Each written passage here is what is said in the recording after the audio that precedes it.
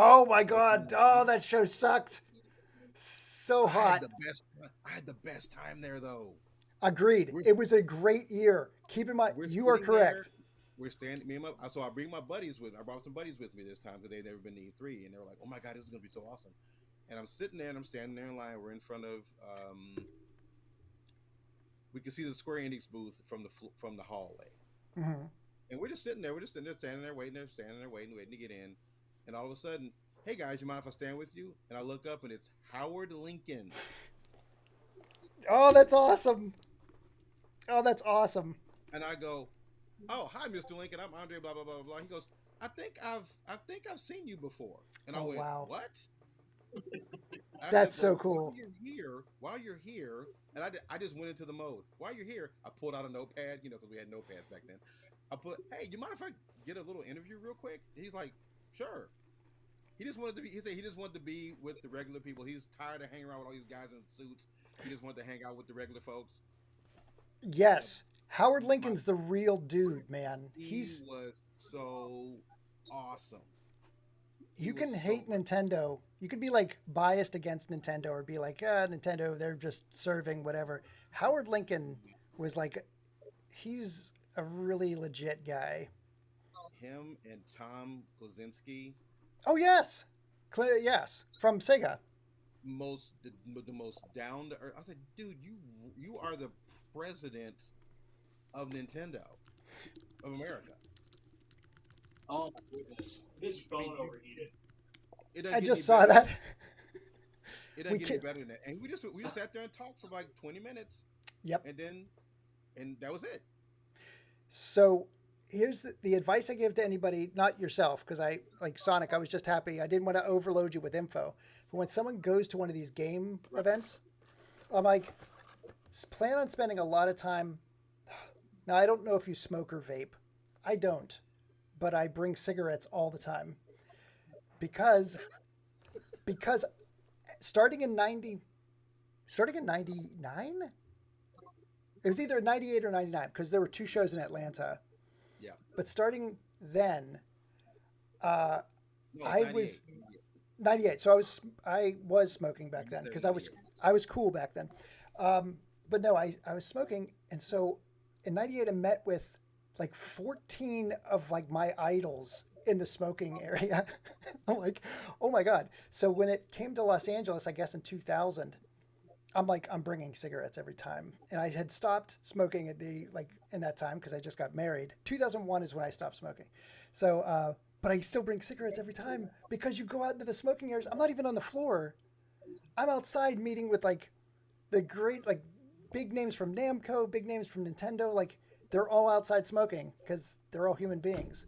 So that was amazing. Uh, and Howard Lincoln is an awesome get because at those Yeah, early Howard Lincoln years. was 98, 97, 97, and then I think it was again in 98 Okay. because I went to E3 99 in LA again, and that's when I had a big meeting with Sega, and Yeah. I come to find out that like Steven Spielberg was there and George Yep. Lucas was there, and then after I left my meeting, and me and my buddy were playing Dreamcast games. We had already because I got my Dreamcast that summer from Yeah. Japan, Yep. so I was already playing games, and so we were sitting there playing just playing games. We were playing Soul Calibur, and my buddy's like, "Hey man, I'm gonna go check out something else." I was like, "Okay," and I'm still playing Soul Calibur, Okay. and I'm just like, okay, the guy's pretty good, and the guy I'm fighting playing with must be pretty good. I look over and it's Wesley Snipes. Oh Oh, my God. good I'm like, lord. what? He's like, no man, you're pretty good. I'm like, no, you're pretty good. What are you talking about? Yeah, it was That's awesome. LA was like that. It was like, I mean, I Oh yeah. remember like it was just you'd walk around and it'd just be whoever. Like I So met the year. like Sinbad, the comedian Sinbad Oh yeah. was playing the Stuart Little game for PlayStation. I was like, what? Yep. They had Yeah, Tony Hawk, Robin Williams, like all of these people would just be there because they all enjoyed games. yeah. Tony Hawk was there because of Tony Hawk Pro Skater, but uh, yeah, it's amazing. My big story was Kanye West. When did Halo 2 drop? Was it 2003 or 2002? Halo 2, Halo 2. 2000. Uh, 2001. Was it? Well, because that's when Xbox came out, so it had to be 2002 or Or 2003. 2002. 2002, maybe 2003. So what happened is Microsoft did not show Halo 2 on the floor that year. And that was not known until like the day of the show. They're like, we're not showing Halo 2 on the floor because it was unfinished and they didn't have a working beta. So they did not have Halo 2 on the floor. So Microsoft's booth was vacant. Nobody was in there. So you could like, there was like 5 people in the entire booth. Well, there's one guy playing Outrun. Oh, sorry. Is it Outrun? I think it was Outrun, Sega, right? Yeah. So playing Outrun 3. Yes. Better than anybody I'd ever seen playing Outrun 3. I'm like, who in the hell's this, right? He has 2 guys behind him. And the guy next to me, who was my boss at the time, was white as a sheet. And he goes, that's Kanye West. And I'm like, who in the fuck's Kanye West? I have no idea who Kanye West is. Because 2002, 2003, who knows who Kanye West is? I don't know who Kanye West is. So I'm like, oh, well, I'll go over there and talk to him. He has 2 guys in his entourage that look like they're two friends of his from high school. They were not intimidating. They were both like real gangly or whatever. So I go up to him and I'm like, dude, you're really good at this. He's like, yeah, I got one of these at my house. So he's playing the Xbox version of Outrun 3. He has the machine at his house. And I'm like, oh, cool. I don't know who Kanye West is. This is before anything, right? Wow. So he's like, yeah, I really wanted to talk to Sega because I'm a big fan of Sega. And I'm like, oh, I know a Sonic guy who's a real big fan of Sega too. Hey, Sonic, you're in good company. Kanye West also likes Sonic or Sega. So here's what happens. He's like, I'd love to see Sony, but they don't have a booth here at the show. And I'm like, oh, no, but they're doing talks. They have like the back rooms, like in between the areas, like Sega's there. And he's like, I'd love to talk to somebody. I'm like, sure, I'll take you over there. So I walk Kanye West over, and I would love to say that I'm like walking right with him. No, he has no idea who the F I am. I am the whitest mother effer. I'm in a suit. I look like a freaking tool. I look terrible. So I'm walking Kanye West, and I turn around, and he and his entourage are just like all huddled. I'm like, yeah, come on, follow me. Walk them all the way over, get to the Sega area, and I'm like, hey, Kanye West, this is these guys. They have no idea who Kanye West is either. It's E3. There's nobody knows who Kanye West is. So I call my guy from, I set up the VP of Sega. I knew at the time, Marty Urich. And so I contact him because I'd worked with him.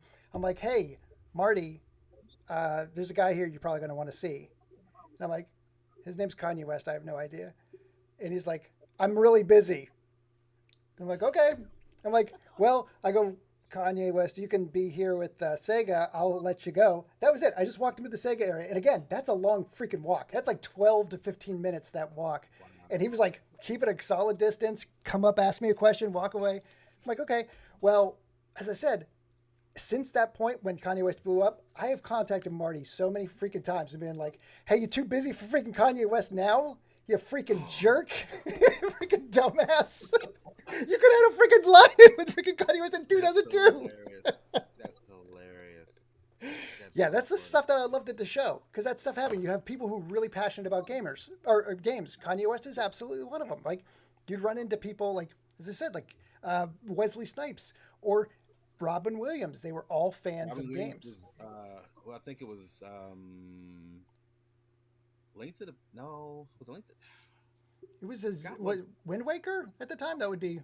It might have been Wind Waker because it was the same year the GameCube. They were debuting the GameCube at E3, and that was the day. That was the day when they showed Pikmin, and I don't think they showed Mario Sunshine then. They showed Pikmin and Luigi's Mansion, and I heard some goofball say they. Oh my god, this is how crazy E3 was back then. They would let so. You could have like a business that had to do with video games. It could be a video store. It could be anything, and you could get an E3. Yep. Weird. So I'm sitting there. We're walking, and I'm like, I've got press credentials. I've been behind the scenes. I've been seeing all this great stuff. And I'm walking through, and this kid goes, "Well, I think the Nintendo stuff. I mean, he was talking about Silent Hill because we went to Konami and they went to Nintendo." And the guy was he was just around me for some reason. Him and his girlfriend. And he goes, well, they just stole the smoke from Luigi's Mansion and put it in Silent Hill or something like that. And I was like, dude, why are you even here? Oh, my dad owns a video store and blah blah blah. We rent games and blah blah blah blah. I was like, Yep. but then you do cool people, and it's just you'd see Miyamoto rocking around, and I Yeah. was there when I think Neil from Naughty Dog was asked. No, when they were showing Crash Bandicoot, Okay. and So Druckmann. Miyazaki, Miyazaki was asking them how they got their water effects, Oh, for Crash Bandicoot, oh wow. and I was just around it. I was like, why is he asking them about the water? The water's cool, but I'm like, why is he asking about the water? And next thing you know, it's Mario Sunshine. Yep. And I noticed that I said, if you notice every Nintendo game since like '99, the water effects have been absolutely ridiculous. Yep. It doesn't matter what game it is. The water effects are amazing. You're like, and it was Miyamoto was for some reason obsessed with what the water looked like. Yeah. And that's so crazy because Naughty Dog, as I said, like they were like, oh, we're going to make the greatest fidelity. We're going to keep moving up. But that technique for rendering water in Crash Bandicoot, like 2D assets, making it look like layered, Right. like that still holds up today. If you put in Super Mario Sunshine, you put in some of these games that they're upscaling, that effect works fantastic to this day. It's amazing. And it's like, yeah, like there's so much going on. There was so much working together, but that all kind of ended around 2000. In my opinion, E3 ended when the IDSA became the ESA because it became a political organization. And I had gone through the 90s with freaking, oh God, why can't I think of his name now? Not Dan Rosenberg, the head of the IDGA working against the freaking senator, Al, what the hell? The guy, the Democrat guy. Yeah, Senator Joseph Lieberman. Yeah. So I had gone through all of that, and I'm like, thank God we never have to deal with politicians ever again, right? And then to see like, oh, politicians are now getting their claws in, and that's what the ESRB is all about, which drives me crazy. The ESRB is a funding platform for politicians, which drives me nuts. I did not know that. Like I was told that one time, and I was like, "Are you?" I said, "Wait a minute, why?" Yeah. Like, why are they doing this? Well, they see video games as a viable medium. They hate video games. What are you talking about? They can't stand video games. What do you mean? They just want their cut. And I was like, and that's so how they get it. It doesn't Yes. matter what they think of the medium. It's just as long as they get their money. Okay. Yes, Sonic.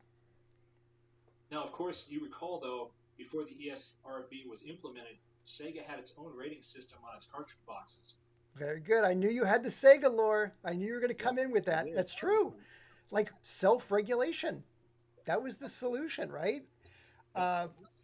And it was working, and it was great. I would have parents paying more attention to KA or like whatever. I can't remember any of the other Sega. What were the ratings on Sega? I know they had KA. They had GA. GA. Yeah, but again, to explain those is one thing. But I had so many parents confused about the ESRB. Here's why I knew E3 was over. In 2006, because I helped put together the campaign to get, okay, so the early ads, there were these things called magazines, and they would have ads in them.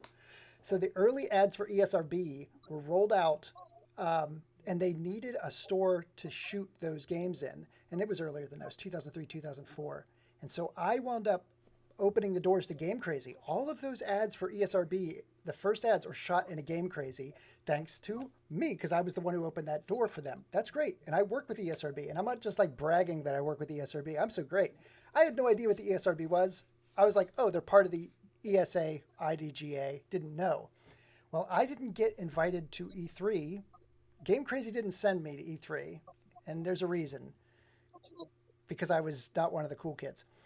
I had moved to Hollywood Video. I was working more as the director at that point. So Game Crazy wasn't paying my bill to go there anymore. So I reached out to the ESRB, my person in there, and I'm like, can you set me up with a hotel? Because I didn't have, because everybody gets books, like banks of hotel rooms. So there were no hotel rooms available. So ESRB set me up with a hotel, set me up with a flight, and set me up with, so home, flight, and what else? You set me up with like just soup to nuts. I'm like, great, thank you. I get on my flight, nicest flight I've ever been on in my life. Like, I'm like, okay, wait a minute. I was like in business, supreme business class. It wasn't first class, but I'm like, oh, it's a nice flight. Get to my hotel room. I'm like, I swear, I'm like, am I gonna have 6 rappers in here? Is there gonna be a party later on tonight? It's like freaking the Hangover apartment. I'm like, what? It's just me. Nope, that's my room. Seriously, my room had to cost $8,000, and I had it for 4 nights. Yep. I'm like, what where's this money coming from? Like, I couldn't get over how much money they threw on me. Nobody who asked a favor, like, hey, you help me out here. Would you like this? Yeah, seriously. And then I'm like, oh, shoot. Who are the ESRB? Like, that's when I asked that question. It was like 2004. So now after that is when I started paying attention. So 2006 is where I was like, this is the end of like the end of it as we know it. There were some great E3s, like 2013 E3, great E3. But again, it really pivoted to showcasing, like, to becoming more of a political spectacle. Like how much are you spending on the floor? How much are you spending here? How much are you giving? How much are you donating? Yeah, You could see it. that was the thing for me when I kept hearing like, well, Sony's gonna, PlayStation's gonna save, $14 million not going to E3. I was like, I remember when the Final Fantasy VIII reveal at E3 where they played that opening scene like 5,000 times that whole weekend, and how big the Sony booth was. It was like, it was insane. I was like, the number of screens alone they had were just insane. Mm-hmm. I said they didn't care as long as they represented their games. They didn't. Apparently, this is their bottom line. Something's going to work out eventually. They're going to make this money back, and eventually. And I was like, okay, they're free. They're able to do what they want. And then year after year, things kept getting smaller and smaller and changing. And I was like, oh, okay. Like you had an entire hall when, Yep. in 96, 97, and now in 2003, you're like, oh no, we have this little hall. Oh, okay, all right. And the recycled booths from, like, because when you would send people there, it would be like, oh my gosh, it's a spectacle. What are they going to do this year? What's Square going to do this year? What's like Electronic Arts going to do this?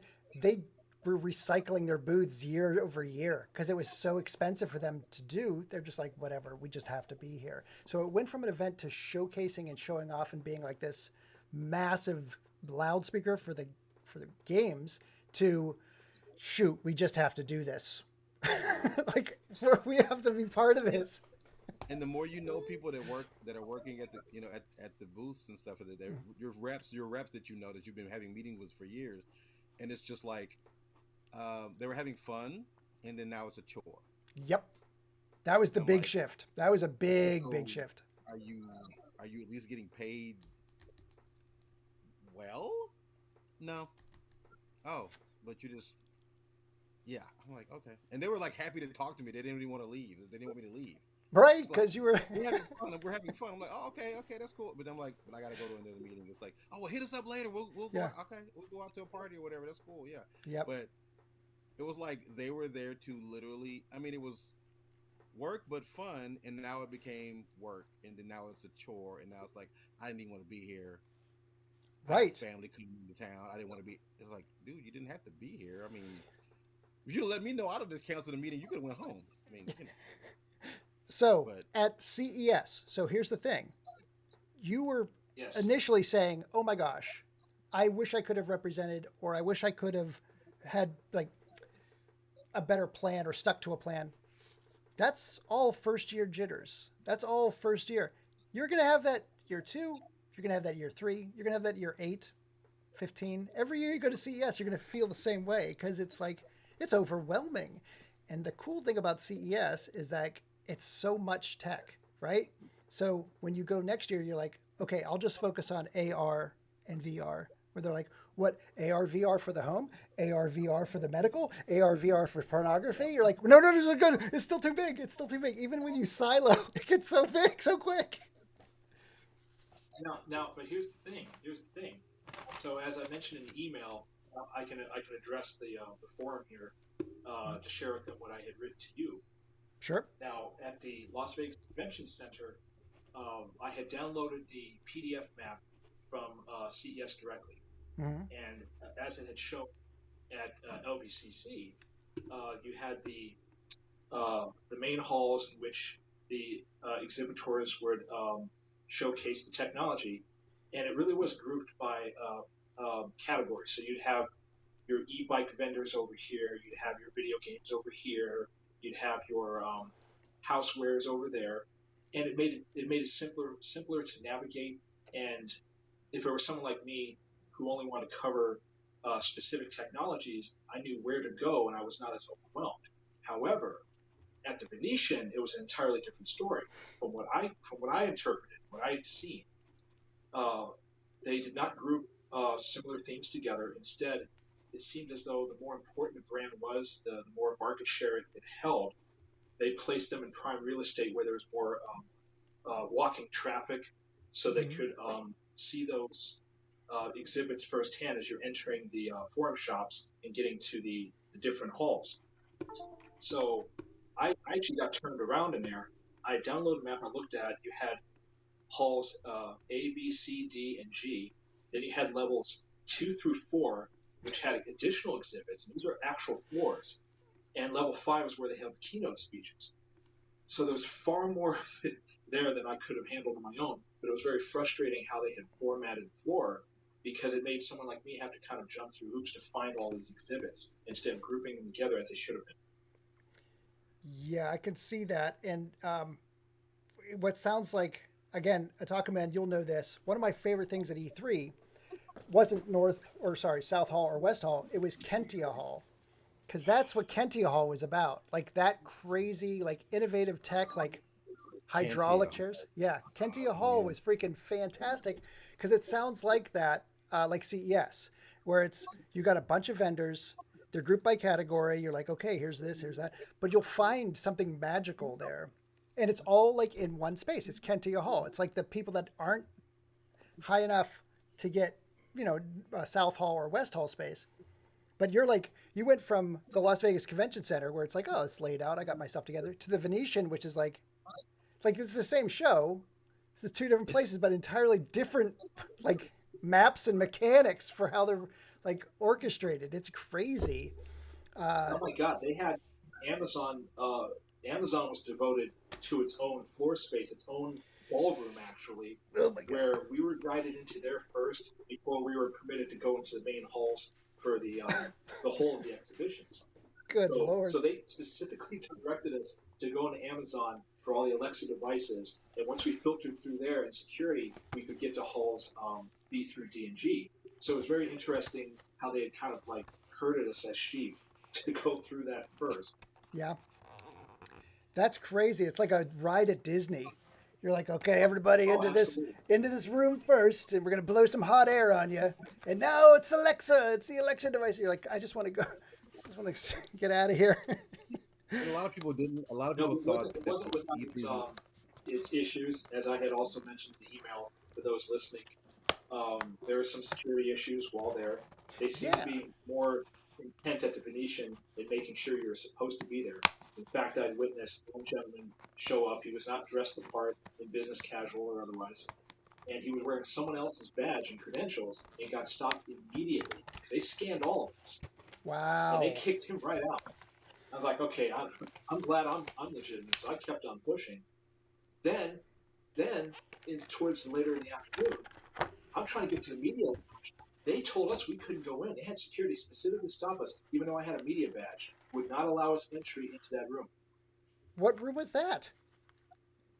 The media lounge, where they provided What? complimentary lunch, internet What? access, and printing capabilities, and they would not let us enter. That's ridiculous.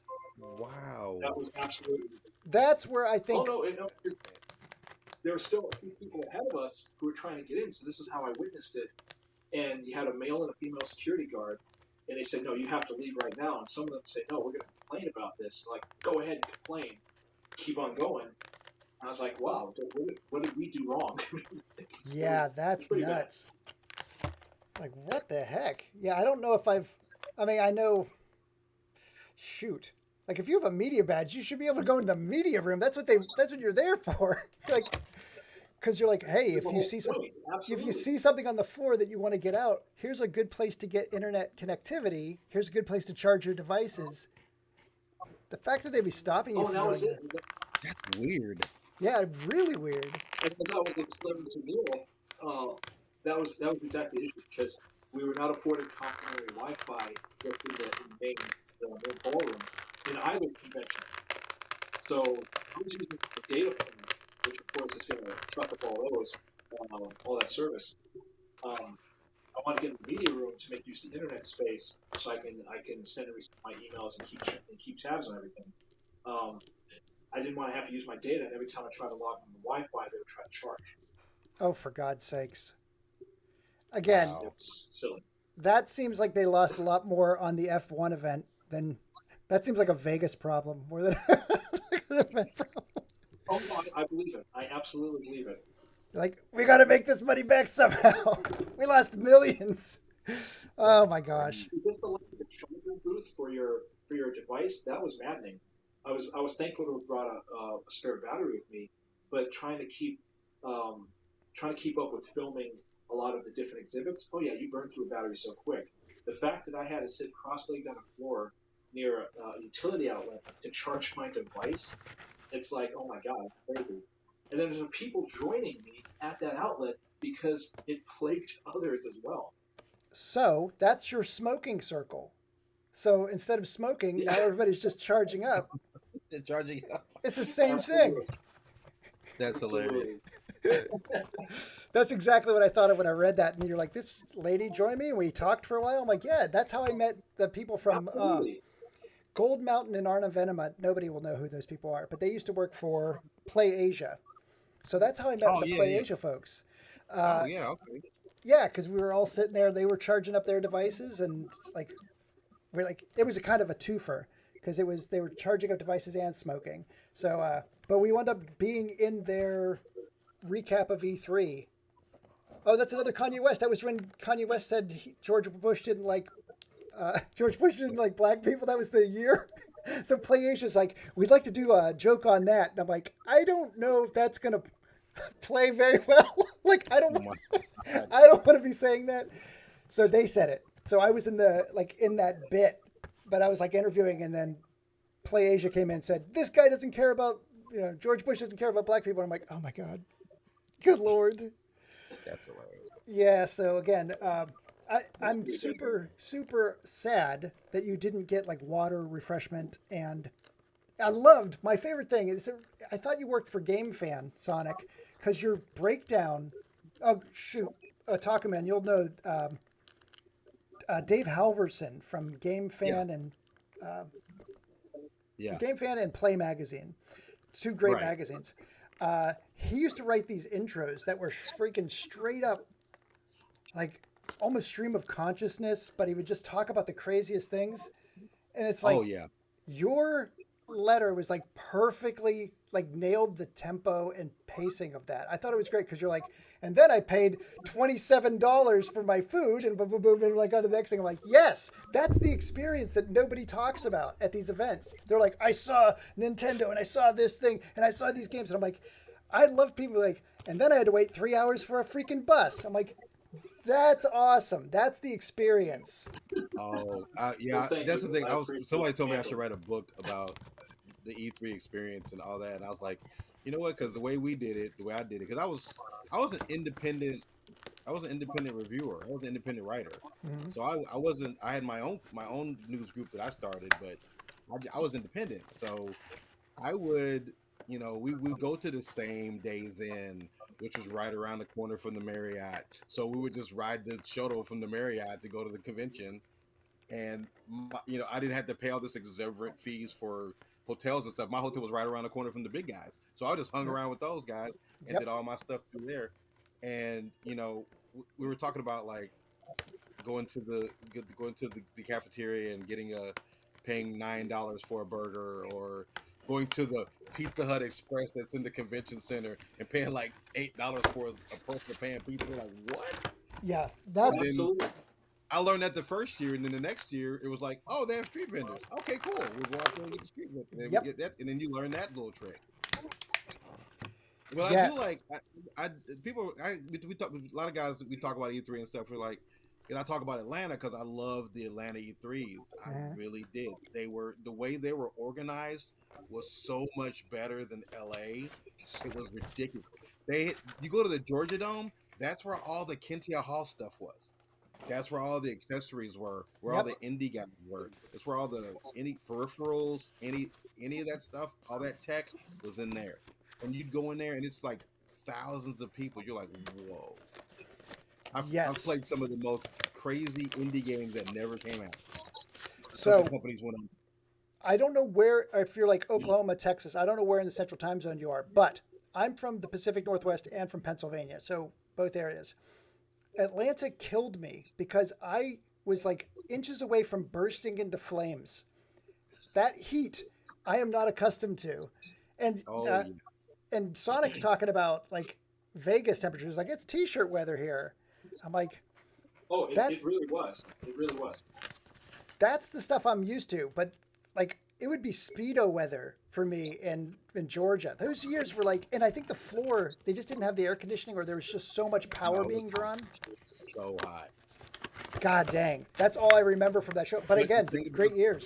The thing that made them go to Atlanta is that Atlanta was really trying to become a tech. I mean, Georgia was becoming a tech hub. Yep. So anything that had to do with tech, they were like, I mean, I know guys who were heads of game companies who were like, well, we're thinking about coming to Atlanta. I was like, why? He goes, they're giving us a lot of money. Tons of subsidies. Yes. Tons of money. I was like, really? He goes, yeah. And but I mean, everything was so organized, and I just liked it. But yeah, the heat was a mother, and the traffic. Oh my God, downtown Atlanta traffic. Jesus Christ. They have fixed that. They have fixed traffic in Atlanta since '90s. Now you just can't go anywhere. Like it's a traffic jam at all times. So it's like we were just trying to get some breakfast before the show, and we were right across the street from the restaurant. Mm-hmm. It was like we could have taken a couple of minutes to walk. And I was like, no, we're just going to drive. This is ridiculous. That way we get in the car and go back out. Yeah. And it took us, by the time the 30-minute mark was, I was like, forget it. We're not even going to mess with it. We should have just walked. But I was like, what? And you had to, anywhere, it was like downtown Atlanta, every street you had to go on, you had to be going like 65 miles an hour. Yes. I mean, it was insane. I was like, I hate this town. I love Atlanta, but the traffic was just terrible. That's the thing. It's like Atlanta, I had to fly out of there, and I was like, okay, I had to fly out. This is not a joke. Anthony, if he's here, he's not. He said he's going to try to join us. Anthony, my cohort from the podcast, he joined me at PAX one year. So I flew out of Atlanta to Seattle. So I flew from an event to another event. And so I'm like, okay, I got to leave my hotel at this time. I get on the freeway with the driver. So there's a driver who took me to the airport. He stops, pulls off on an off ramp, and he's like, here you go. And I'm like, is this the airport? He goes, no, this is the MARTA. I don't go to the airport. I'm like, wait, what? He's like, yeah, you got to get on this train and it'll take you to the airport. I'm like, what are you talking about? I don't know what the hell's going on. I'm a foreigner. I don't know what's happening. He's like, you're American. You can read street signs. I don't. So I was freaking, oh my God. And it was like, oh my God, he's right. Every time I've been to Atlanta, it's like, you have to get to the airport when? Well, I better leave yesterday. You got to get on the road yesterday. Like, what the freaking crap? So, yeah. Oh God. And Neil, and as you were mentioning in the airport, so if you recall in the email when I mentioned how I had to pick up my badge. Yes. Oh, so, yes. To those listening, well, for reasons unknown, they wait until nearly 4 p.m. CES to send me the email stating I need to pick up my badge. Now that left me about 3 hours to get to any of the locations they had shown, which were like numerous hotels and resorts for badge pickup and printing, as well as the monorails. Though, as someone who doesn't have a personal vehicle, transportation would have taken longer. Everything shut down at 7 o'clock. So when I factored in the travel time, the commute down there, I would not have made it in time.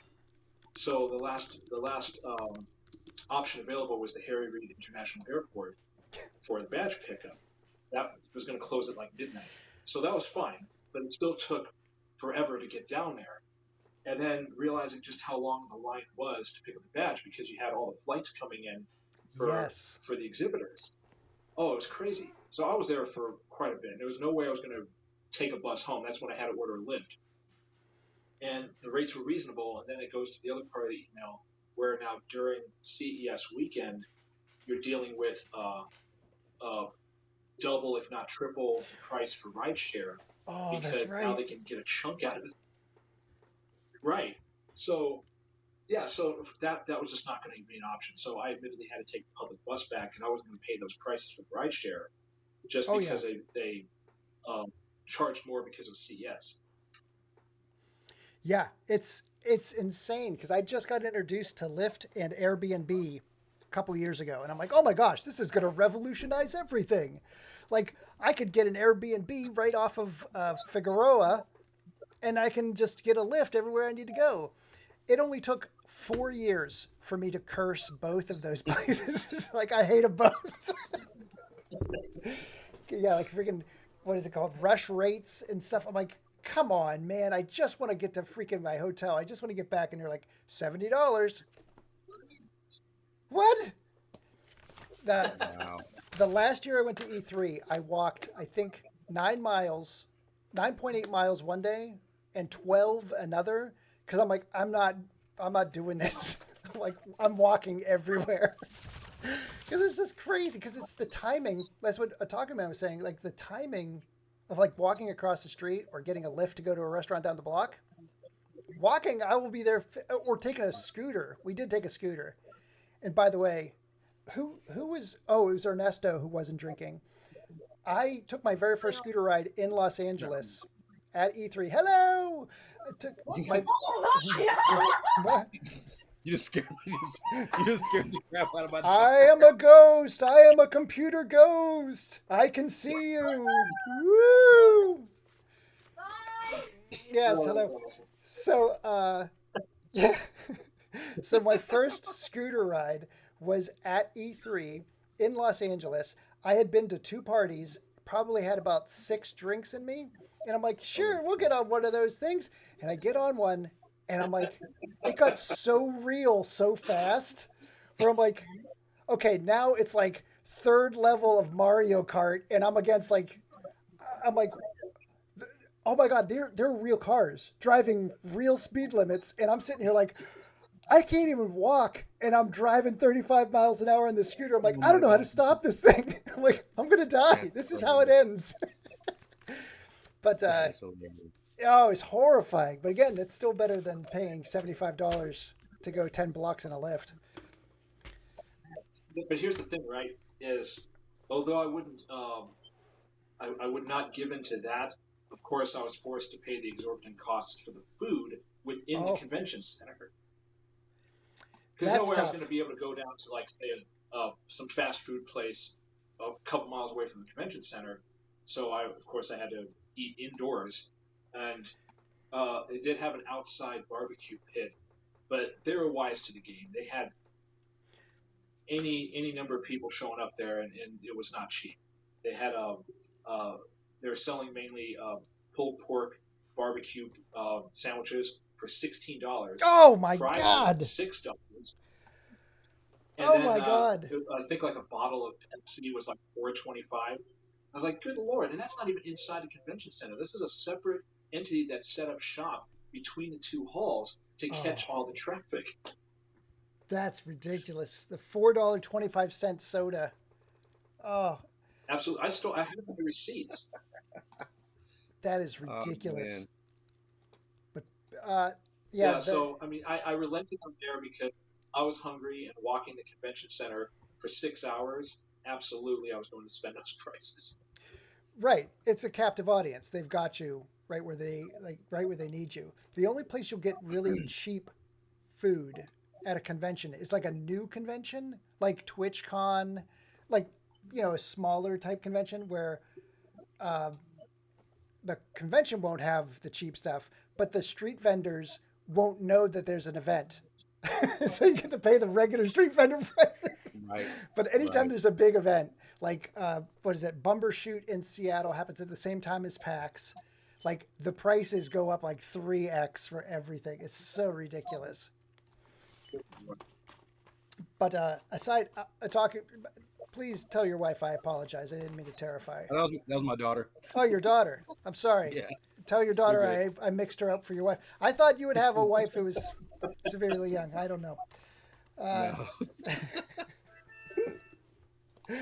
So, yeah. No, traveling to conventions is just it's weird. It's the food is just sometimes there's good food. Once you go enough, like I know LA so well now that I know where all the cheap spots are and I know where all the good food is. So whenever I go to a convention, I know where all the good stuff is. PAX was another. Well, I want to talk about. I don't know. So I went to E3 like from the very first one to like the 10th or 12th one or whatever. One thing I noticed was those first few years, they threw stuff at you. Oh, yeah. I remember, I don't remember what year it was. I remember actually having a separate duffel bag, and where we decided to walk down Wilshire Boulevard to go to our hotel because somehow we thought it was close, but we were like 14 blocks away. Anyway, I remember carrying a duffel bag that's the size of me down Wilshire Boulevard that was just full of swag, and this was like the third day. This was like the second day. I had to actually ship stuff home because there was so much crap, and then we would hang around at the last day, and people were just they were throwing displays. Getting rid of it. Getting rid of it. Yep. Get here, just take this. We're like, whoa, okay, like stuff that they never even opened. He's like, oh, well, here's a whole standee, here's a whole Final Fantasy VIII standee. We'll just give it to you. I was like, so I'm like shipping stuff home before I get. And those last few years, I was like, man, I got like a Ziploc bag and two keychains. That was about it. I was like, well, it wasn't about the swag, but the swag was pretty cool. The swag was really cool. E3 swag was really good. I got a couple albums, like vinyl albums. This is before like vinyl hit its resurgence, and I'm like, like Kojima had vinyl albums for Def Jam. So you had Def Jam, Pearl. I was gonna say Def Jam, Pearl Jam, all the jams. Def Jam, freaking Kojima. Welsh's Jam. Yeah, exactly. So you'd have all of these like vinyls, and I'm like, what the heck? I'll take it, whatever. And now I hold on to it like, oh my god, this is probably worth. This is amazing. Like they were giving up vinyls at these things. I'm like, but again, that's when it was like a celebration. Like even when the Def Jam games were out, like they were all gamers. They were all celebrating the fact that they are all into it, and it's great. So that's been gone forever. I just want to let everybody know. So with the CES thing, here's what I don't know. So would you do it again? Would you go to CES again? Yeah. After your experience. Absolutely. Okay, good. There's still much you need to learn, of course. And on top of that, I don't know, I get that certain kind of enjoyment to being like the first to see something, and then I can just brag about it because that's the kind of person I am, right? But no, it was an absolutely amazing experience, and I thank you very humbly for helping with that, because that's just there were no words at times, and in a way it makes up for not being able to have gone to places like E3. Now on that other subject, when you talked about the swag, that was something that CES did differently, of course. At the Las Vegas Convention Center, there was a little bit, but you kind of had to hunt around. And I found that a lot of the places just had pamphlets and business cards. Once I got to the Venetian, it seemed more upscale. They were giving away hats, T-shirts, lights and steel pens, and just a lot of like higher end product that you could walk away with. And of course, as you, sir, have mentioned, at the end of the fourth day, at least in CES terms, some of those people were trying to give those exhibitors were trying to give stuff away. They were telling me like, look, we can't take this with us. We're trying to throw it away. You want that? And I unfortunately was not in a position to take any of it back with me except for what could fit in that bag they give you, right? Yep. So now it's something I can for next year. Well, that's the thing. Like they can't, from a logistics standpoint, like they don't want to send anything back. They don't want to store anything. Absolutely. And anything they do send back to storage usually doesn't have a lifespan till the next time they pull it out. So they've paid for it. They want to get rid of it. Even if it's to the same person, get rid of it. Oh, we got rid of all of it, because they'll lose their budget. If they come back with merchandise, they're not going to get the same budget next year. So they're like, take it, take all this crap. So yeah, that's a good thing that CES is still doing that. That's awesome. But again, you're right. It's about finding the right vendors. And you know, a show like PAX, a show like TwitchCon, smaller venue, like you're going to probably get more swag because they don't have to produce as much. And so you'll probably be, because the spend gets high, right? You get, the more you buy, the lower it goes. But like if your attendance is only going to be 20,000 and you buy 7,000 worth of stuff, like the chance that they're going to have some extra is quite high. So again, it's what the thing about CES, like I'm going to ask you a question about what's your favorite thing at CES. Like when you were there, what was the thing that you were like, oh my God, this is amazing at CES? Like what was the thing this year that you saw that, and again, there's probably stuff you didn't see, but the thing that was like, wow, this is a big deal. This is a spectacle. I suppose what really stuck out with me was on day 4 at the Venetian, when they had shuttled us all into the Amazon exhibit. They had a child development AI robot named Moxie, and that particularly caught my attention. I took video of it. It was conversational and encouraging, and its entire face was a screen that was extremely emotive, and the demonstration that they provided was just beautiful. I mean, you're seeing this little robot that's clad in blue, and they built it with a very articulate body as well, so it could make gestures and reach toward you and encourage you. I thought that was so amazing, and they're mainly using it for classroom purposes as a tutor. I think that's what really popped out for me. That Samsung had an assistant like that too. I saw a video from Samsung where they had it. It's on wheels and it can kind of show you around your house. I think it's more for personal use than like school or classroom use. But I love that you sent pictures of that, because your description was great in the email you sent. But I loved having some pictures of it that kind of like brought it to life. But that was really. I'm glad they updated Moxie. I'm glad they updated Moxie. That's cool that they updated it. Oh, so you know Moxie? I did not even know about Moxie. I know about Moxie, yeah, because Moxie was like it looked like a cartoon robot type of deal, like from like the 80s, but it was really cool. It's really cool. It's really inventive. It really encourages imagination and, you know, critical thinking and stuff like that for kids. And when you described it, I was like, oh wow, they really updated it. Okay, now they're doing it for classrooms, because they were making it for personal use. Yeah, I got photos of it. Let's see if I can pull one up here. That's a great idea. I'm a dope. Moxie, yeah, because it looks like a straight out of Pixar. Because it had the placard next to it that described what it was. Yep. And my camera was far enough back. Hang on. I got your picture from Hisense. You're going to have to explain. Your Hisense picture was disturbing. It was an AI photo booth, and everyone could show up and get their photo taken. They were supposed to provide a printout, but they didn't. Got it. They updated the interface a little bit. Okay, the robots, the body's a little bit the same. Yeah, okay. And then we've got another. Hang on a second. Hang on, I got to get the.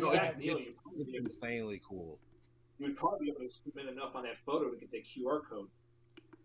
Oh yeah, you know what? That's a good idea. 1 second, I got to open up. There it is. Screenshot. I was trying to get the other picture that I took. Oh, for God's sakes, please stop this. All right, 1 more second. I got to get the other picture because it's more. This is the one that's more. There we go. Oh wow, they did update it a little bit. Wow. It looks like there's like a criminal procedural going on here. It's Glad. like, show me Yeah, where on the I need Moxie they touched you. I need to It's, go back. I need to go to. I need to go back to CES. Right? yeah, so there's one. Oh, dude, the thing is absolutely amazing. I'm going to just try to zoom in on this one to see if I can get that QR code. That might be a little rough. Let's see. I'm going to do it. There's too many things like connected together, but I could probably find something on Moxie. I'm using phone to video screen technology here, so bear with me. You can do I it. mean, it's possible. You know. We have the technology. I got to zoom in and enhance. You can do it. No, it didn't do it. Oh wait, no, it's not picking it up. Gosh darn it! Oh, you're ridiculous. I'll have to do that later. Oh, it's so sad. Moxie, I'll catch up to you. I swear. No, but again, there's some great. Right, because it's going to take me some time to. I'm still editing the video footage. I'm putting together a presentation, which hopefully I can just post to YouTube, and then it'll have the a section on Moxie included in there. And again, the fact that you got to go to the show, the reason why this happened, Otaku, just so you're aware, like when E3 shut down, I put up a bunch of videos like about E3. Like, listen, don't worry, you haven't missed anything. If you haven't gone to the show, you haven't missed anything, right? So after that post, and I did a couple live streams, and so Sonic was there. He's like lamenting didn't have the credentials or wasn't able. Well, a couple of people that I work with, or sorry, that I'm connected to on Facebook were sharing their memories of going to E3, and they all had my credentials. And I'm like, oh shoot, that's right. I sent about a dozen people to E3 without even like, it's just like, yeah, you can use Double Plus or you can use Temple of Pong. You can, go. Anthony used it, like my co-host, and then I had some people in the Evo community using it. I'm like, sure. So at that point, I'm like, when Sonic is like, I just don't have the credentials, I'm like, yeah, you do. You know me. So we just set them up. It took like 3 days, and I got access to CES, and then I'm like, oh yeah, since I'm already in your system, I've got a remote writer. His name's Sonic, I think. So, and yeah, he got access as well. So it's like, it was all serendipitous that I was complaining about one show, and I got somebody to go to the very first other show. So very, very happy that happened. We'll see. Now you got to go to PAX. PAX is something you want to do because that's where the passion is. Where's that at? It's in Boston and in Seattle, and then if you're Good Lord. And then Australia, there's one in Australia. Yeah, that's for Sam. Sam, there's one in Australia for you. And then there's PAX Unplugged too. PAX Unplugged is in Seattle. So this was what they used to give away at those booths. So this was for, God almighty, which one was this for? I don't even, this is probably for, this might be Ocarina of Time. Yeah, that might be Ocarina of Time. Yeah, but you get, like, this is the stuff they were throwing out at certain, like, hey, here's my Panzer Dragoon stickers. Oh, man, that's awesome. Panzer Dragoon Orchestra. So this is the Xbox one. Order. That's the order. Yeah. Oh, that was so. Uh-oh. So Sonic. Sonic Adventure. Wait, I've got you on my big screen, so I'm watching. Oh, it's a Sonic 10. Sonic 10th. What the heck is this? 10th anniversary. Yeah, I remember that. Wait, let me get my old man magnifying glass out and see if this works. I remember that. Let's go. God. Panzer Dragoon. Oh, so that's from 2001. This one? Yep. Yeah. Yep. Oh. When you got the collector's edition of Sonic Adventure, you got one of those too. Well, that's there. But you know what? God. Here's my pride and joy. My pride and joy is the Game Day 2001 PlayStation 2. We also have the NBA Shield. So again, this is the stuff they threw out that we would just take out. This is they would give you bags of crap. They would give you just bags of stuff. I think this is Resident Evil, right? Yeah, Resident Evil 4. It's a nerd's junk drawer. It is, but I keep this around because again, I've got 5 totes full of stuff. Yes. Who wants? Does this even exist anymore? Interact? No, they don't. No. And what is? Oh my God! This is a necklace. These are all big, but again, they were handing out. This is just like one little sample, but we have magazines, books, art books. They had things. I I got remember when Working Designs gave away those puppets for Lunar. yep. And my friend Chris Hoffman, who used to work at Nintendo, he does a Nintendo podcast, the official Nintendo podcast. He used to work at Working Designs, Oh shoot, working and designs is oh my gosh. he gave me both of them. Those things, I kept those things for years. Oh Oh, wow, F F-Zero Zero G. G. Oh wow. Yeah, again, this stuff is always like these are like little rinky dinky but again, at the shows they would have Look, something for you to take away. no, that's freaking cool. And in fact, you mentioned Working Designs. They're responsible for one of my favorite RPGs, Magic Knight Raiders. Oh, that's right. Yep. How about this one? Very This is good. we were just talking about. It was Lunar 2. Let's see if I can Lunar get this. 2. By the way, I just gave away a ton of these to somebody who works at Taco Bell. It was Lunar 2. They had a bunch of hat pins, and I'm like, "Do you guys you want some hat pins from games?" And they're like, "Okay." And I'm like, "It was a bunch of Yu-Gi-Oh stuff. I think I might even still have some of those." But it's like, yeah, why not? Like, they're super. Like, they have no idea where those things come from. Oh, so here's the deal, Sonic. This is for your trip. Because you did such a great job, I'm going to give you my Sonic 10th year anniversary pin. It's yours. You've earned it. This is your. This is what you get for having to buy $100 worth of fast food in 2 days. No way. Of course, No way. absolutely. Really? Of course, 100%. It's a pin. What? It's absolutely. If I find any more Sonic stuff in here, it's all yours. But again, there's more. Like, listen, dude, there's so much more. Now that I've pulled everything out of the garage, we're going to go through all of this. There's so much stuff. There's so much Sonic stuff that I'm sure you're going to be able to get. Yeah, because I'm not going to keep this anymore. Like 2024, after this flood, after like this, I don't want the responsibility anymore. Everything must go this year. I'm getting rid of all of this. Because I don't want the responsibility. I was supposed to be gone 10 years ago. Well, keep me in mind. I'm not going to lie. It looks like a portable hole, and there's just tons of wondrous items inside of it. The Yes. Mega Man, he has a bouncy That's head. awesome. Yeah, again, I'll go through. As I said, the whole idea is like this is just, as I said, this is just a little trinket box. This is nothing but just a bunch of pins and buttons from time gone by. This is one small thing out of a ton of huge boxes. So yeah, Otaku Man, I'll be doing these. Now, see what you did? Look at what Sam just chimed in with.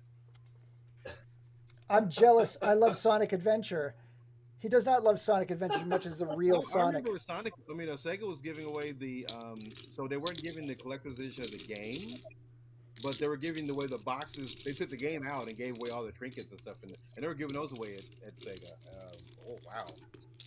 Right before the Dreamcast came, they had stacks of them. Here, take these. It's again the '99 show with the Dreamcast. That's where Bernie Stolar still hadn't left. Right. Because Anthony confronted him. Anthony confronted him in a stairwell, and I think he was smoking in the stairwell, Bernie Stolar. Wow. And Anthony had a video. I don't know how. I might be mixing this up. I think Anthony did have a video of him. I know he had a photo of Bernie Stolar in the. But you could tell he was like, I got to get out of here. He was checked out. He was already pissed. And I'm like, what the hell happened at E3? And then we found out, oh, he's leaving. He's had enough of it. But yeah, that's like, I loved. That's crazy. Yeah, there's so much about it. And again, I'm so happy that you were able to pop in. Because again, Otaku Man, you've got, like, if there's somebody who's been under the radar but always like relevant, it's you. Like you've always popped up.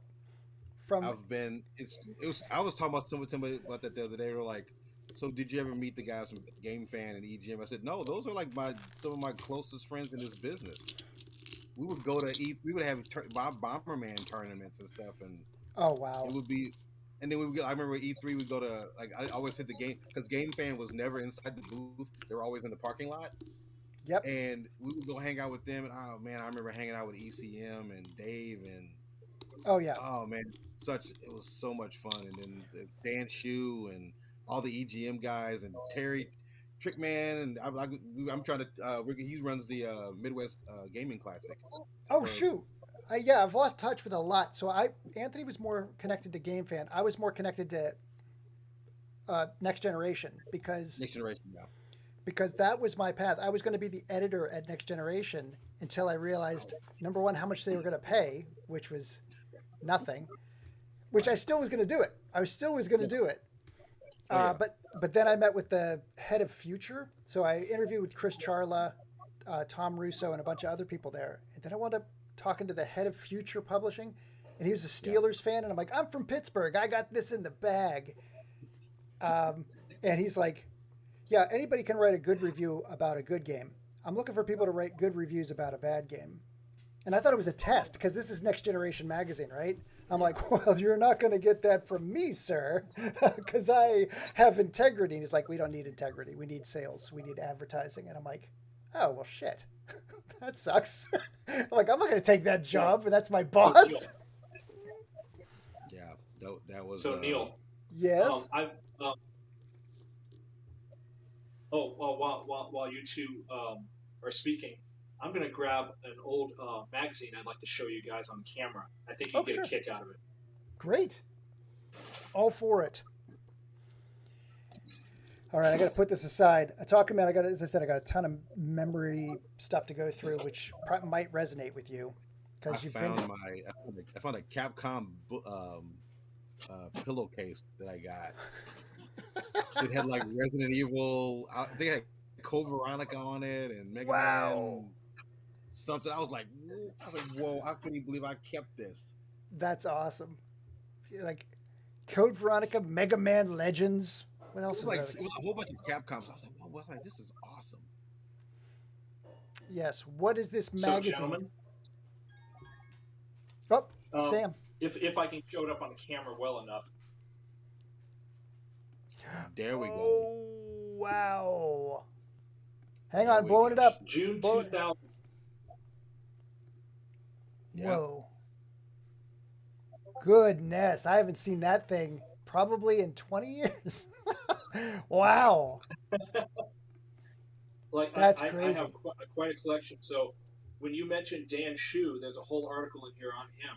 And I distinctly remember that person. Yeah.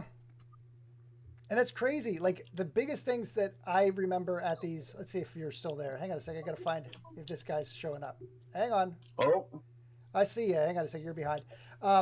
What the craziest thing is when you like know these people as long as we have, right? And the thing that's been so funny is like Chris Charla went on to Backbone Interactive. Now he's at ID at Xbox. And my big joke with Chris Charla is always like I've known him for a long time. 25 years. And every time I see him, my introduction is like, hi, my name is Neil Bauer. You might remember me. I constantly, because of course everybody remembers everybody, but it's been so long that we're also now starting to lose our minds. The other thing about Game Fan is Game Fan, like Terry Wolfinger, big artist now. He's the cover artist. Oh, man, Terry's killing it. Yep. And so Terry Wolfinger's awesome. Eric Patterson is now Molly Patterson, Shidoshi. Yep. And they've I think they're working for EGM. I think that's their main gig right now. And then Nick Rocks. I talked to Molly the other day. I talked to Molly a couple days ago. Anthony has a podcast with them. Hey, Joe. Anthony has a podcast with Molly. They do the Monday Morning Project or Morning Project. Something like that, yeah. And so I hate them both. They're both dead to me. How dare you start a podcast with my podcast host? You're dead to me. But but Nick Rocks went on to work for Platinum. Like all of these people have all stayed because they were all so passionate. Like Talking Man and myself, we're both still in games. Anthony, we're all still hovering around games because that era, everybody was passionate about games. And it was just games. It was so cool, just hanging with them. And when you get to meet them, you're thinking, "Oh my God, okay, they're gonna go. Oh, get away from me, kid." They're gonna go. No, we remember your your letters. We've contacted you, and I'm like, "Oh yeah, I remember the letters you sent me. Oh yeah, and you would go hang out with them, and it's just like hanging out with just like a buddy from school. Yep. and we're all talking about games, and it's just, oh man, it was just so awesome.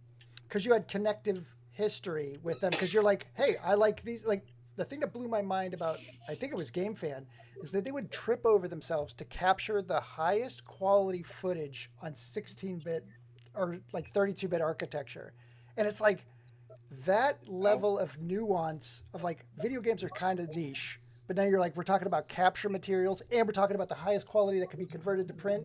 Like if you can talk to that, you're in like Flynn. Like that's a huge I thing mean, because it's so it was, nichey. oh man, I remember talking to Trickman Terry from EGM once, and he was like, dude, he broke down the Shenlong trick. I wish I still had the episode. The episode is gone. I'm gonna get him again. I'm gonna get him on again, and we're gonna redo it. But he broke down the whole Shenlong trick and what the lengths they had to go to get it to go. I was like, wow, you guys went through all that.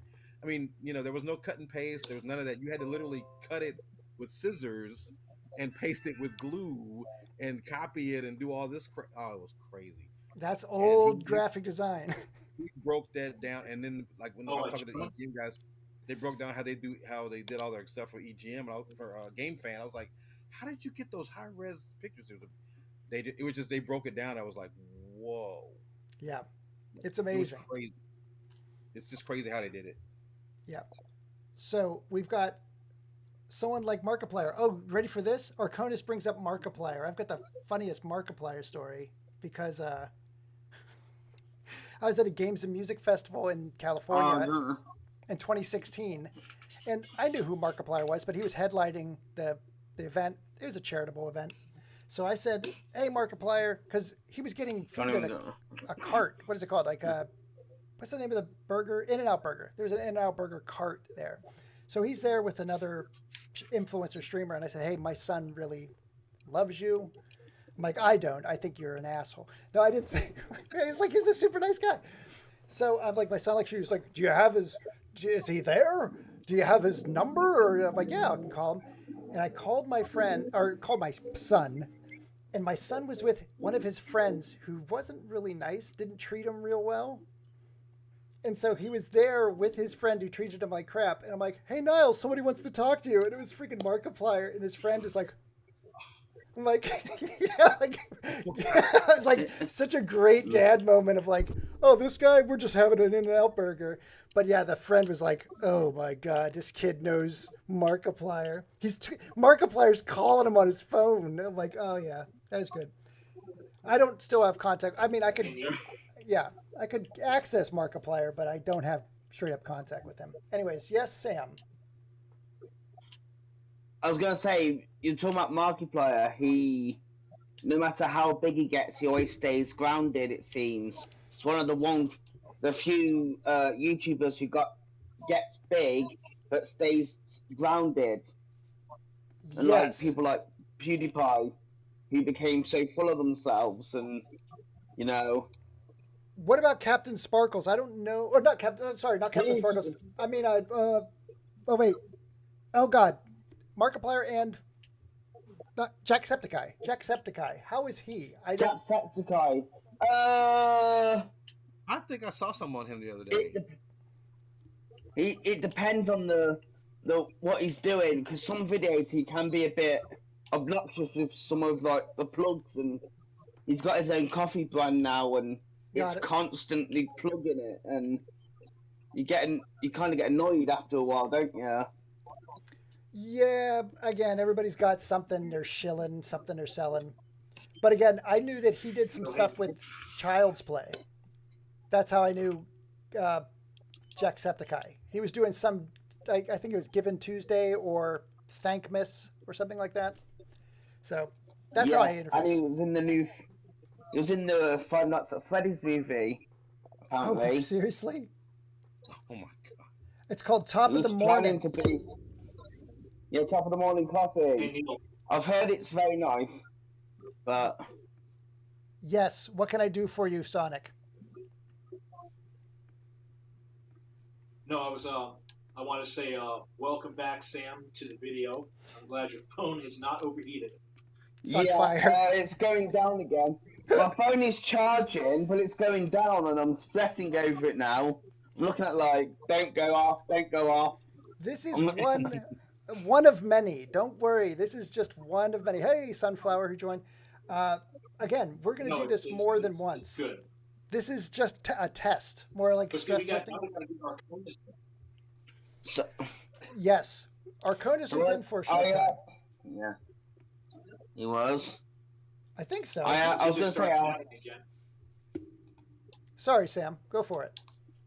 earlier I was talking about, as your like gaming industry people, thoughts on basically in the UK we have this game company, aptly named Game, and they've decided that they're suddenly going to give up physical copies of games, basically in February.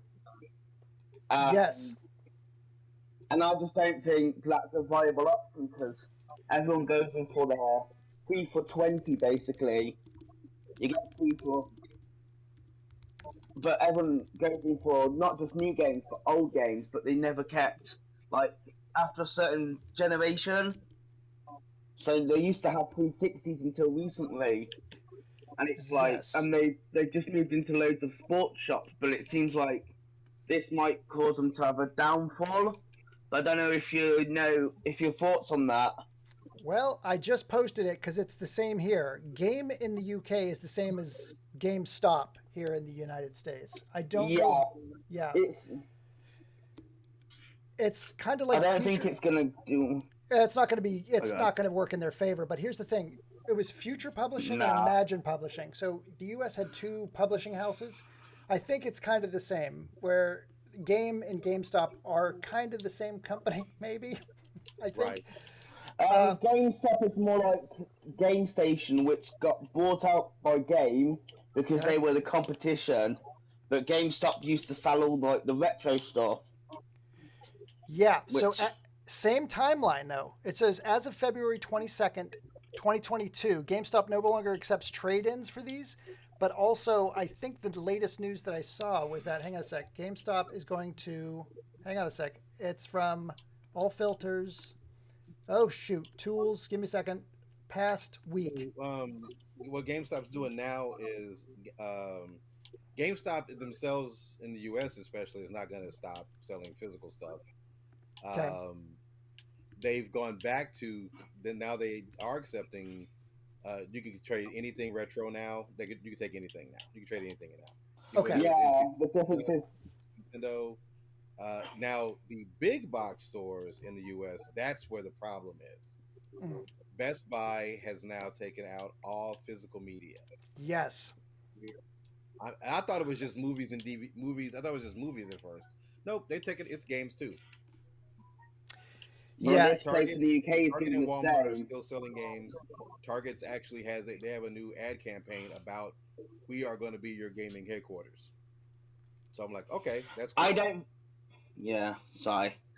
think what you're seeing now will be viable, and they'll have to revert basically back because it could end their business because they've been doing it for years and it's been working for them. So, but they don't do retro, which is a shame. The one market they would basically dominate in because not really many people. There's not many places in the UK that sell them. There's one store, but if they did it, they'd do pretty well, I would say. I'm confused as to why, unless there's some legislation change, it makes no sense from a business model perspective. We don't know because there's nothing said about it. This is why everyone's so confused. It got announced like today or a couple of days ago. Yeah, just saw this within the last 24 hours. So this one I did see, and it's like, here's the thing. All video game trade-ins? Wow. Yeah, that's a biggie. Yeah, all video game trade-ins. And the ones they've got on the shelf, they're getting rid of completely. They'll be selling new games. So their main market is new games, plushes, board games. But I don't ever see anyone going to buy a board game or a plush from them. That's where the biggest markup is.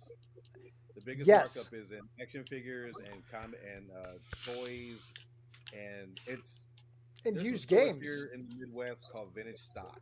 There's a Yeah. place called Vintage Stock. But they It's don't. in Mid- But the prices they charge over here, they can get it on Amazon for cheaper. So most people do. So I don't think that'll be viable. no, Well, because like The the new fact, game market, if you're only selling new games, you're not gonna make any money. right, 100%. yeah, The markup is like that's what I the mean. markup is you make 15% off of every new game. This is the what I saw about it. Pre-owned games they get more profit from with So, with used games or something.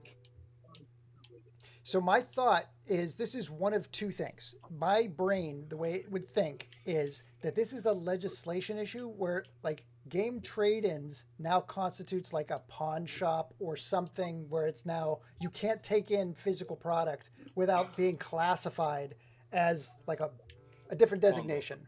Yeah. Yeah. So that's one thing. Yeah. The second is that game relies on co-op dollars from Ubisoft, Electronic Arts, and large game companies, and they said, "You better freaking stop selling our freaking used games, or you're not going to get any of our new stuff." Well, That's the considering what two. That's the Ubisoft two. said recently That's about my not thought. owning your games. Ataka Man, are you thinking like that is- which? That's gonna cripple them so hard. It's gonna Yep. cripple them. Like It is.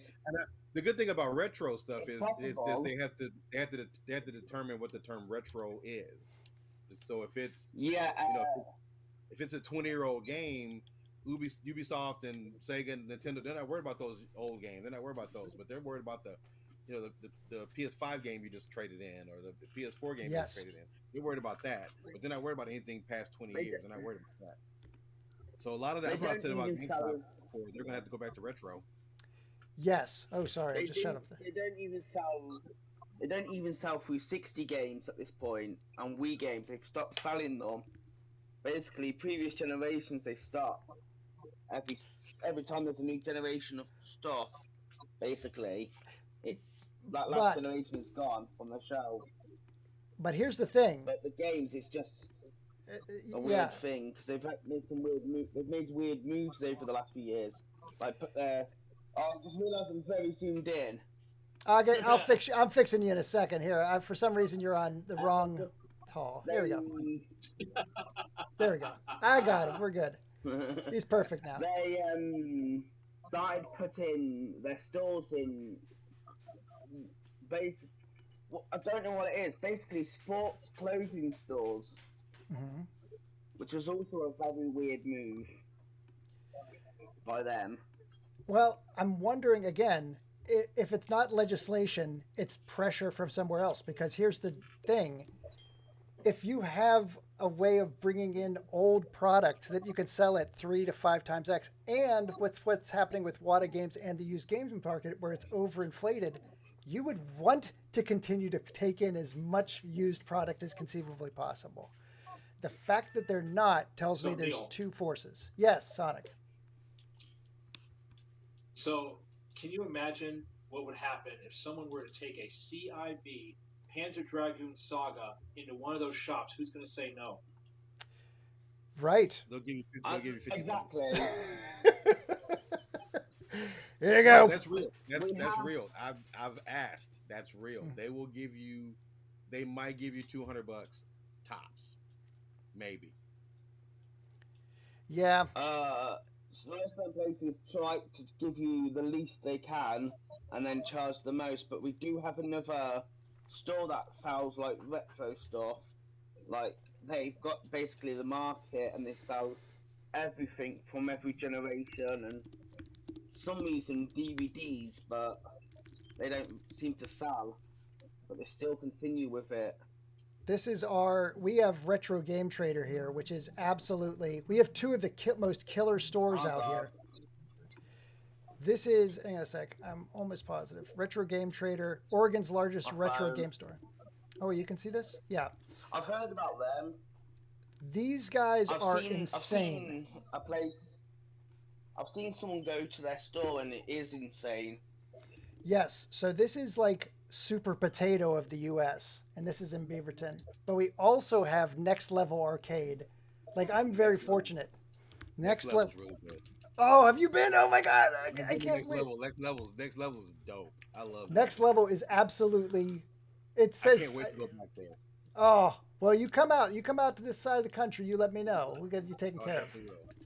Because this is absolutely an insane shop. I went out there for my birthday this year again. I usually go out by myself, but I'm like, I forced my whole family. I'm like, you're freaking going to this place with me. It is the freaking coolest place. It's one of the largest arcades. It's just absolutely an unreal place. So again, I mean, I'm jealous in that sense that we don't have them sort of things anymore. We have beach arcades out the beaches, but like it's not as like you say in cities. it's tough. It's becoming a thing. It's becoming a thing now in my city, but it's like this is like 20 years later from when everyone wanted it originally. Mm-hmm. And it's terrible timing because yeah. Because now everything's overpriced. Everything is overpriced at this point. And so everybody's trying to get rich off of these things. And that's where you lose the people who are passionate about games. So it's tough. Neil. Yes, sir.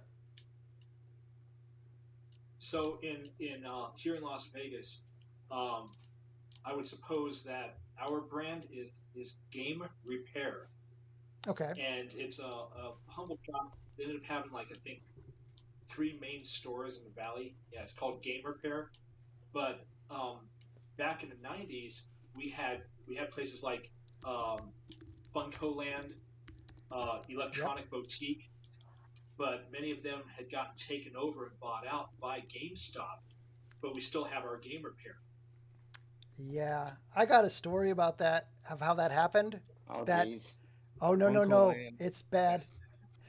Yeah, so here's the deal. I was a manager there. Funko Land is one thing. So Funko Land, I never had. They didn't. I don't think I had one here in Oregon, but they were all over California and all over the United States. Nothing but great things I've heard about Funko Land, but I've never been in one. But That's awesome. I was working at Babbage's on the weekends. Babbage's Electronics Boutique. I worked at Electronics Boutique, which is located out of King of Prussia, Pennsylvania, and Babbage's, which was owned by Barnes and Noble. Wait, B. Dalton. Yep. B. Dalton Booksellers. So B. Dalton Booksellers owned Software Etc., Babbage's, and one more. There was one other game store that they owned, but here's the thing: they were going bankrupt. So Babbage's and Software Etc. were going bankrupt. So B. Dalton's like, we're going to get rid of them. They're going to go bankrupt. So Electronics Boutique, again, I work for both. Electronics Boutiques is like, oh shoot, what we're going to do, because this all happened in October or 1st of November. And so Electronics Boutique's like, we're going to buy up like those stores. We'll take over those stores. Just like when Hollywood Video and Blockbuster were in, like, we're going to buy up all their old stores.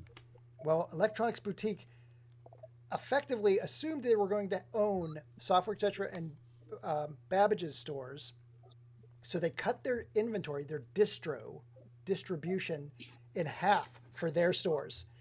And they shipped the other half to Software Etc. Babbage's stores under the guise that they will be acquiring them in 3 days. So when the sale goes through, they will already have product at their doors.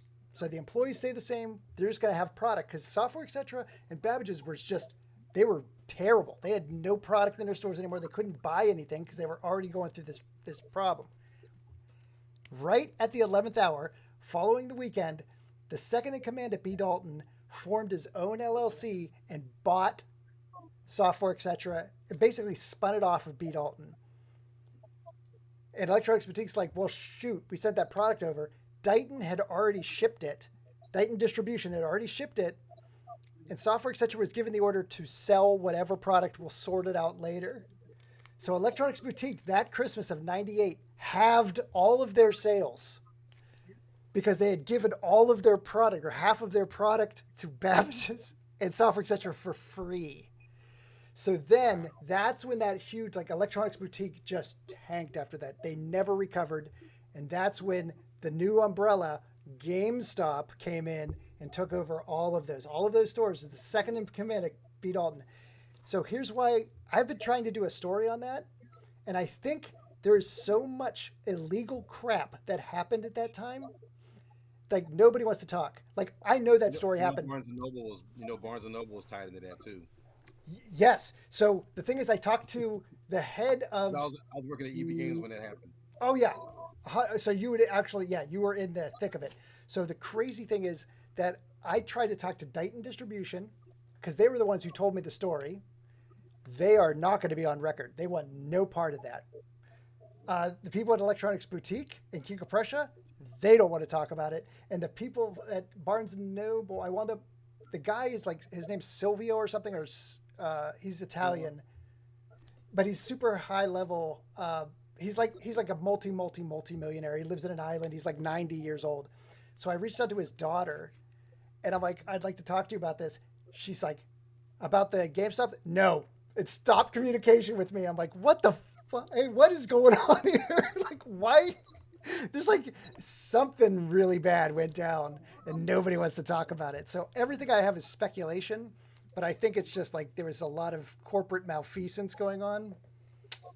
Like they played weak.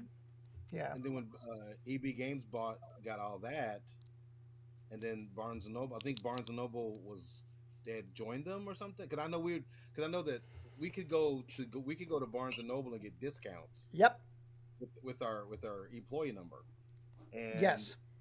And this is after I worked at Funkoland, and yeah, I remember that. I was like, what is going on with Barnes and Noble? And then they cut ties. So GameStop just went, oh, we're going to buy Funkoland too. Yep. And that was just a nightmare.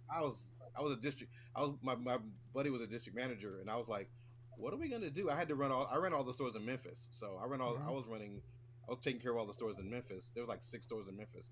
And I was like, so what are we going to do now? So we had to go to this meeting in Nashville to talk to the guys at GameStop and all this stuff. And we were just like, I was like, what's going to happen? Oh, no, you're going to be able to go to your region and check out the market and change your prices accordingly. I'm like, no store's ever been able to do that ever. What makes you guys so special? We got to that. Yeah. I was like, man, this is all a bunch of crap. They're lying. This is not going to happen. There's no way. And it didn't. None of that stuff happened. It was a nightmare.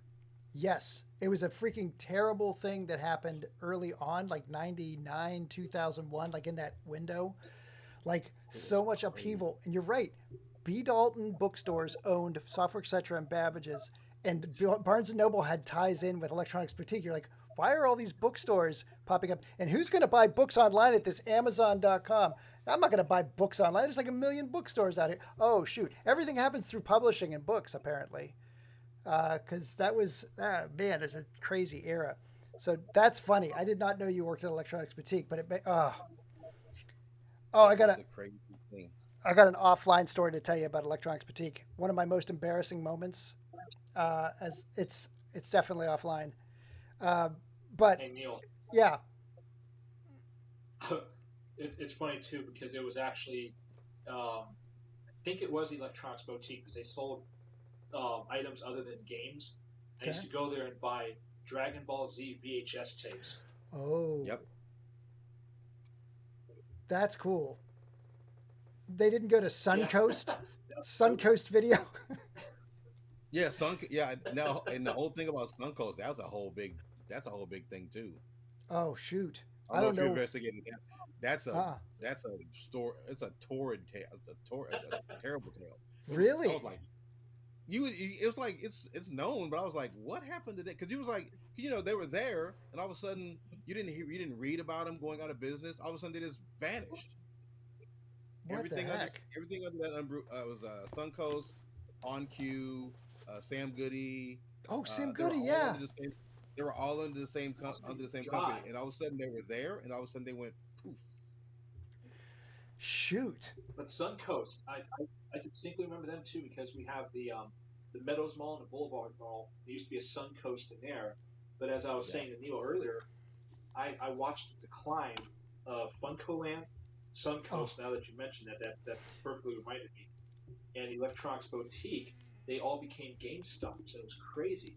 And out here in Las Vegas, the only original game store we still have is Game Repair, and I think it's oh down to wow. one location because the other ones got converted. And it's crazy how that happened. Shoot, they didn't get converted to GameStops. They got converted to something else. Let's hope they didn't get converted to GameStop. Yeah, Well, GameStop because a lot was. of the I don't know locations what I'm was that deal. talking That about, was. like I had an article, newspaper article, that showed how it says now GameStop, and they just went out and bought these locations because they were already catering to that clientele rather than just open up a standalone brick and mortar store. Shoot. Yeah, I'm not sure exactly what the. It was crazy. Well, Did you hear that? You know about CGC, right? computer. The Wait. comic I do not. they're the comic company. They do the graded comics and stuff. Oh yeah. Yeah. Oh, I do. You know they're grading movies now, right? No. Yeah, they're grading DVDs. They're grading. I think they're even as far as grading VHS tapes now. Okay. Hang on a sec. I got a screenshot of that. Perfect. CGC, top grading service for pulp culture collectibles. Scott Pilgrim, 9.8. So, that's interesting because that's Yeah, that's they're the doing problem. home video. I was like, what? Interesting Wow. Okay. because it's like what Ubisoft was saying and what everybody's saying is like you will be happy just having digital product, which for the most part that's true. But you But don't own it. right, you don't own it. That's the You misnomer. own it. You own nothing. If those servers go down in 20 years, you have nothing. Yeah, it's been crazy. What the worst part is I was trying to set up my PS3 Slim, and they had already talked about taking down the PlayStation 3 store, PlayStation Vita store. They're always talking about that stuff just to test the waters. But I tried to download Sly Cooper Collection on a PlayStation 3 that I own on a membership that I've had, like a PlayStation Plus membership that I've had for 13 years or whatever. It took a day through a Ethernet connection to download from the store. Like they're throttling even people who are buying this stuff or like who own this stuff.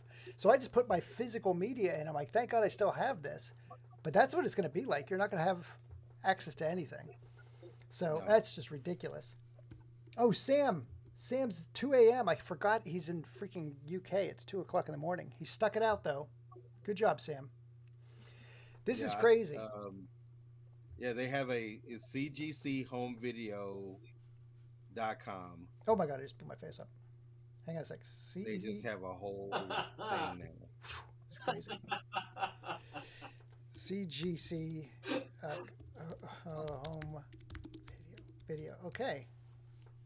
Oh my God, you're right. Holy cow. Whole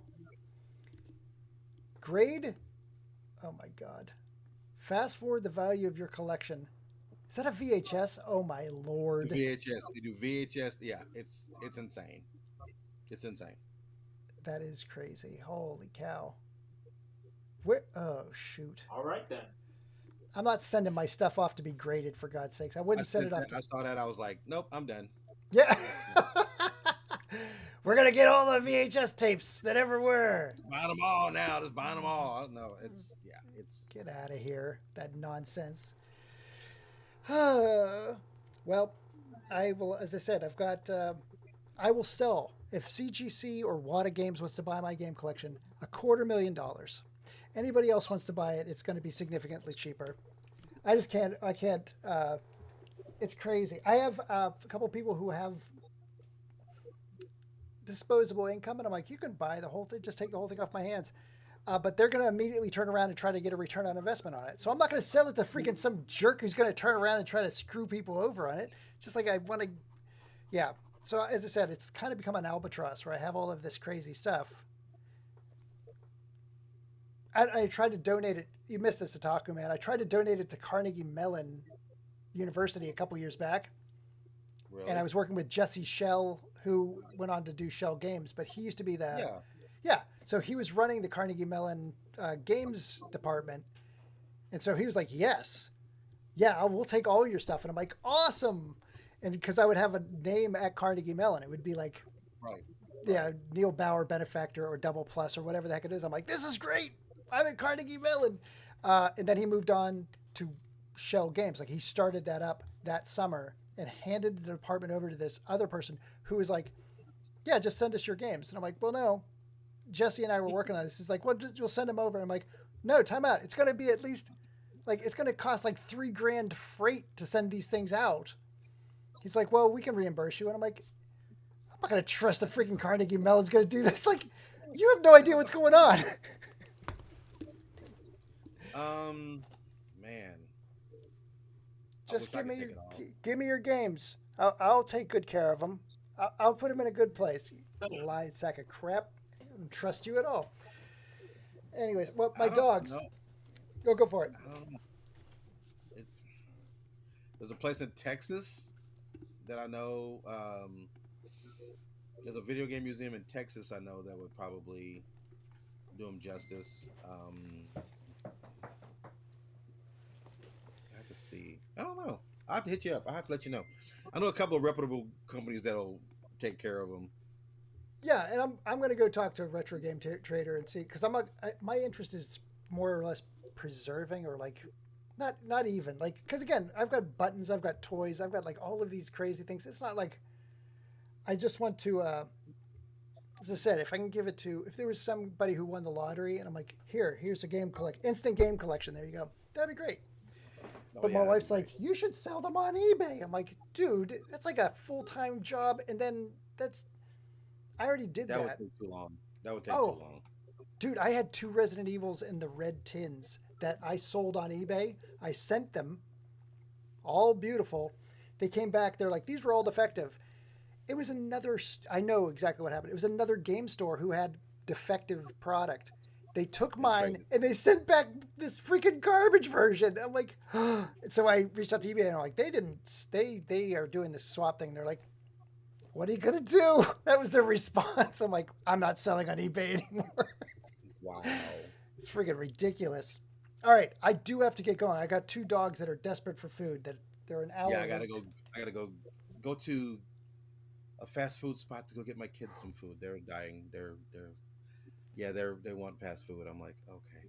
Apologize for scaring them, but I've been cooking for 2 days, but they want to go. Okay. yeah, that's the problem, right? I've made steak, I've made really good food, and they're just like, I was hoping we could get Taco Bell. And I'm like, you son of a. Yeah, my daughter, she's good. She's good on steak. She's good on that stuff. But after the first day, she's like, can we have McDonald's? I'm like, really? That's how it is. Okay, Sonic, you are now officially, this lighting is terrifying. I have the sepia tone on purpose because I was doing the sadness. I was trying to So do now you gotta put your phone with the light so you get the scary Yes. scary voice. You know, we have to attach the selfie light next time. Perfect. We'll catch up a little bit more, Sonic. I'm happy that you joined. Thank you so much for having the confidence and joining in. I appreciate it. And thank you so much for attending CES. Absolutely. That's so awesome. I'm so happy you got to see that. But yeah, I'll keep doing more of these. I unwrapped 4 toys. We'll be doing more. But Otaku Man, it's been an absolute pleasure having you too. That is the freaking always awesome. A pleasure, Neil. Always. All right, gents. I will see you in the next one. All right. Late. Yo, buddy, good night. Same to you, Sonic.